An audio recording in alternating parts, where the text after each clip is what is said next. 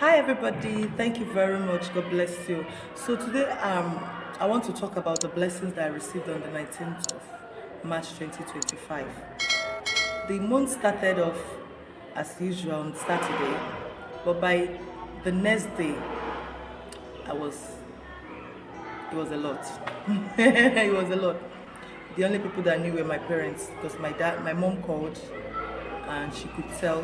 Then I spoke to her. I literally complained, and then my dad called too.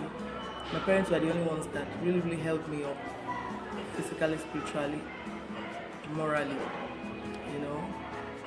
So there are some things that you don't share until maybe you have evidence to prove, and this should be one of those things, you know. But I know someday the world will hear my story. I know someday God will put an end to this wait and give me my complete joy. But until then, I will not stop serving Him. I will not stop loving Him. I will not stop being grateful. And I will not stop living my life because this is what I've decided in this new age. I'm going to school to pursue my dream. I'm going to travel to places I am led to travel to. I'm not just going to sit down and wait. I'm going to live my life like I've been doing, but this time with the intention. I'm going to be intentional with the intention that when it will happen, it will happen. And then when I'm getting married, you will know. You know. So I want to sincerely thank God because at some point I was saying at this age I should be married with children. I wasn't the only one saying it. 2025, I've had more than 50 people ask me, how is your husband? How are your children?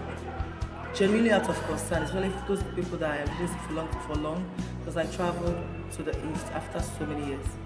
You know, so people asked without even knowing that I wasn't even married. So I don't hold it against them. I mean, the Igbo people, we have this adage that says, "Nwata gafe ogo inye moria, uguzi ogo inye na aloya," which literally means that a maiden gets past, when a maiden gets past the age of who's her father, she gets to the age of who's her husband. You understand? So I literally don't hold it against anyone.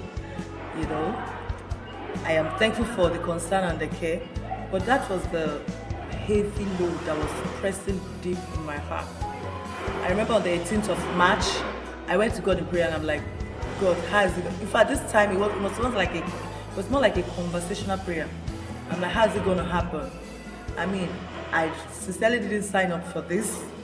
You know, I didn't sign up for this whole thing, being alone at this age and having to deal with all of this by myself.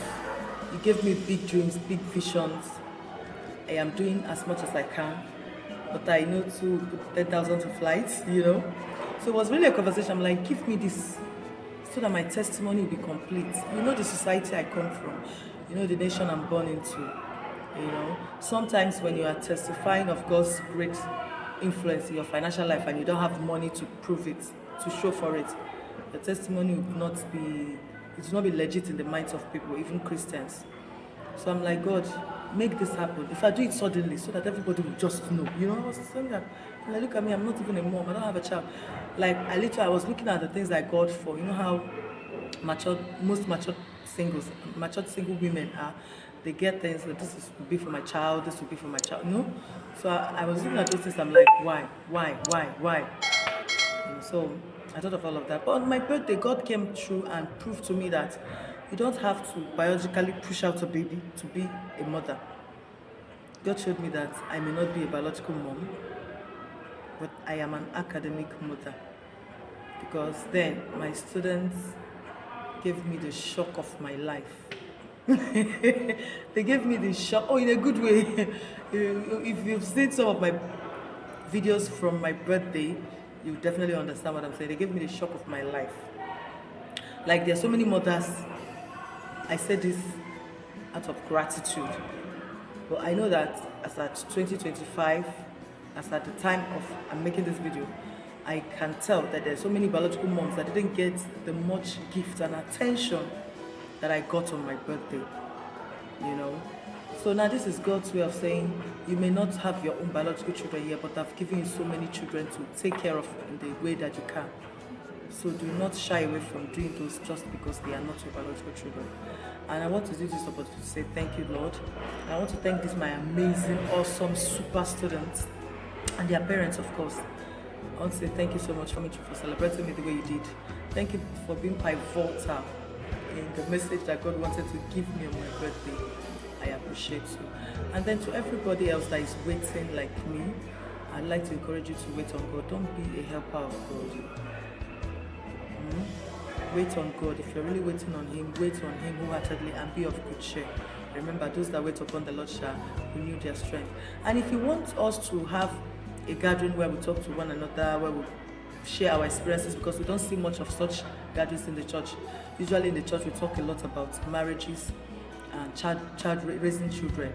It's difficult for singles, especially mature singles, to be given opportunities to share their experiences and to become to teach other younger Christian singles, So if you want us to raise such a forum online or physically, definitely you have me.